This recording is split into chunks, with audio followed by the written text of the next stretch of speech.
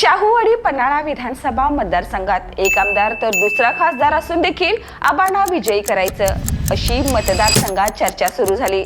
याला विनय कोरेंनी विरोध करून जोडण्या लावल्या आणि पाटलांचा गुलाल धैर्यशील माने यांना लावला। नमस्कार, मी सुरेखा आणि आपण पाहतात तारा न्यूज।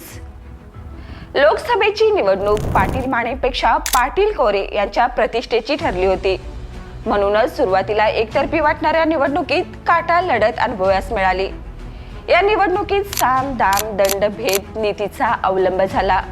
दोन्ही गटाने प्रचारात आघाडी घेतली असली तरी घरच्या मतदारसंघात अपेक्षित असं मतदान मिळालं नाही। सहानुभूतीच्या लाठीचा गाफीलपणा सरोडेकर गटाला नडल्याची चर्चा राजकीय वर्तुळात आहे। मुख्यमंत्री शिंदे आणि फडणवीस यांनी माने यांच्या विजयाची जबाबदारी विनय कोरे यांच्यावर सोपवली होती। दोन्ही नेत्यांना दिलेला शब्द कोरेंनी खरा केला।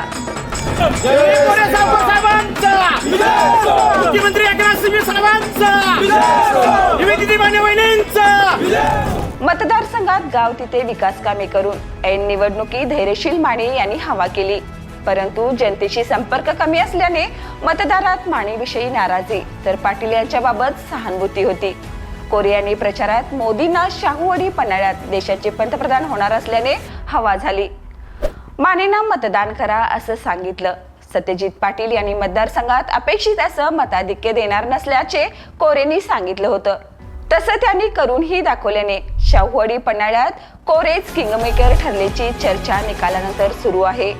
मानेंच्या विजयाने कोरे यांनी मतदारसंघावर आपलं वर्चस्व सिद्ध करत महायुतीचे पारडे जड केल्याने सरोडेकर गटासाठी ही चिंतेची बाब आहे।